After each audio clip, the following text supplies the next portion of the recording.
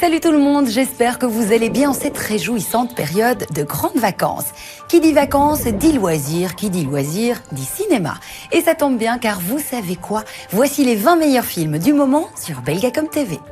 C'est une nouveauté qui vient se placer à la 16e position du classement et c'est un thriller français orchestré par deux frères, Arnaud et Jean-Marie Larieux. Ce film est l'adaptation d'un roman publié en 2010 intitulé Incidence, une œuvre de Philippe Dijon, déjà auteur de 37 Le Matin, adapté en 86. Les réalisateurs s'entourent de deux comédiens qu'ils connaissent bien, à savoir Mathieu Amalric, dont c'est la 4e collaboration, et Karine Viard, qu'ils mettent en scène pour la 2e fois. Direction Lausanne, où nous allons faire la connaissance de Marc, un prof de littérature dont la réputation de Don Juan n'est plus à faire et qui va être entraîné dans une intrigue diabolique. Jack et la mécanique du cœur, c'est un film d'animation franco-belge réalisé en duo par Stéphane Berla et Mathias Malzieu et produit par EuropaCorp, la société de production de Luc Besson. Stéphane Berla a déjà réalisé pas mal de clips, dont ceux de Mathias Malzieu, qui n'est autre que l'auteur du roman éponyme et le scénariste de ce film. Mais Mathias est surtout connu pour être le chanteur du groupe de rock français déjanté Dionysos. C'est d'ailleurs lui qui prête sa voix à Jack, le personnage principal de cette fable insolite, et c'est son ex-compagne, la chanteuse Olivia Ruiz, qui double Miss Acacia.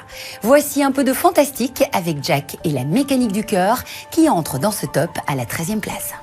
Liam Neeson raffole dernièrement des films d'action. Après les Taken, l'agence touriste, Le Choc et La colère des titans, Le territoire des loups ou encore Sans identité, l'acteur britanno-américain de 62 ans incarne l'agent de police Bill Marks dans ce thriller signé de la main d'un jeune réalisateur catalan, Jaume Collet-Serra. Liam Neeson se glisse à nouveau dans la peau d'un héros des temps modernes, à la rescousse des braves gens, prisonniers d'un chantage meurtrier en plein vol New York-Londres. Sa voisine de voyage est une autre grande actrice, à savoir Julianne Moore.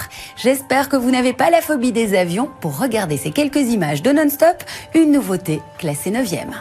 D'après le réalisateur Wes Anderson, cette nouveauté classée 7e serait un melting pot de comédies d'avant la censure des années 30, ainsi que les histoires et les mémoires de l'auteur viennois Stefan Zweig.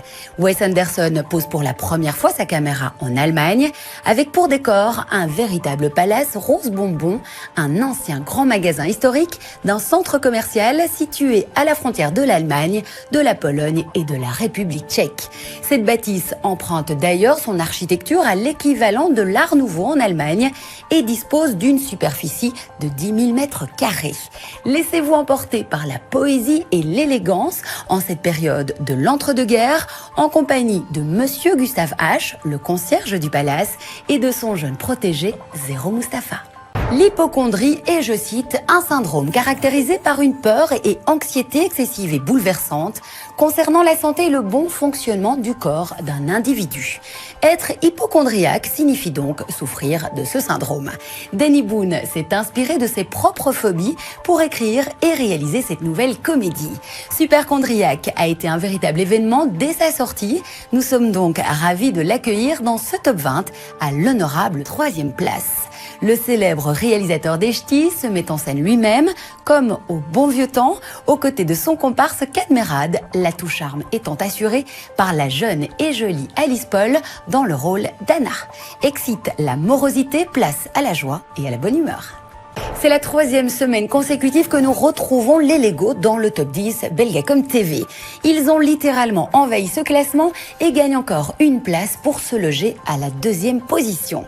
Nous allons y suivre le destin extraordinaire d'Emmet qui tentera de sauver le monde en se dressant contre un horrible despote. Le succès est au rendez-vous pour cette première ode aux petites briques colorées, faisant subtilement de nombreuses références à notre culture populaire.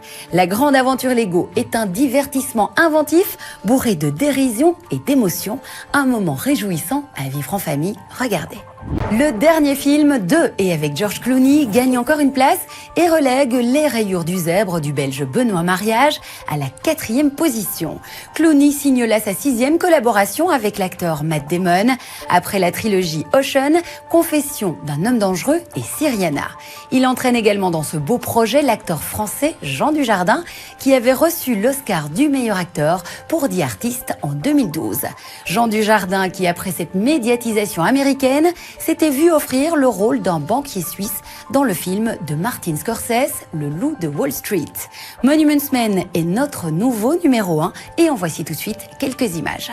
C'est ici que se referme notre top 20 hebdomadaire. Je vous souhaite de très bons moments ciné à la maison et de très agréables vacances. Profitez bien de l'été. À la semaine prochaine. Ciao.